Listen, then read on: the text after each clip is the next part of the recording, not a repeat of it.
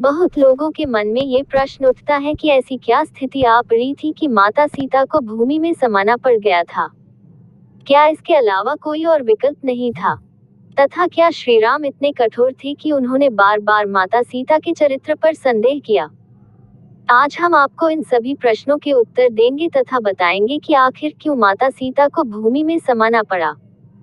इसके लिए सबसे पहले आपको राजधर्म क्या होता है तथा इसकी क्या परिभाषा है, इसके बारे में जानना आवश्यक है।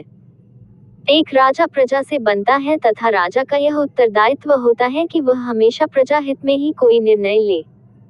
एक प्रजा के द्वारा ही राजा का चुनाव किया जाता है, तो राजा को अपने सभी निर्णय वही लेने होते हैं जो प्रजा के अधिकांश लोगों का मत होता है, अन्यथा उसे राजा रह जाने का कोई अधिकार नहीं होता।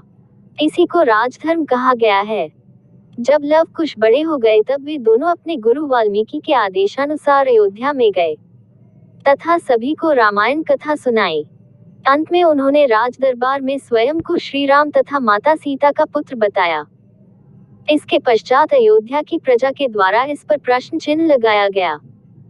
श्री राम ने जब ये सुना तो लोकमत को ध्यान में रखकर उन्होंने सीता को स्वयं यहाँ आकर इसका प्रमाण देने को कहा तथा अपनी शुद्धता की शपथ लेने का आदेश दिया।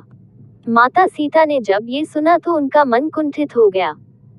इतने वर्षों से अयोध्या की प्रजा के मत को ध्यान में रखकर वे वन में रह रही थी तथा इसके पश्चात भी उनकी शुद्धता का प्रमाण मांगा जा रहा था। इसलिए उन्होंने इस अपवाद को हमेशा के लिए समाप्त कर देने का निश्चय किया, जिससे आगे कभी यह समस्या खड़ी ही न हो। जब माता सीता राज दरबार में पहुंची तो वहां सभी के सामने उन्हें अपनी शुद्धता की शपथ लेने को कहा गया।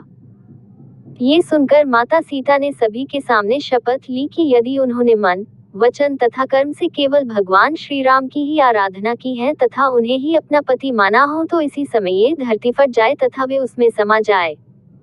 माता सीता के इतना कहते ही एक जोरदार गर्जना हुई तथा धरती फटकर दो हिस्सों में बंट गई।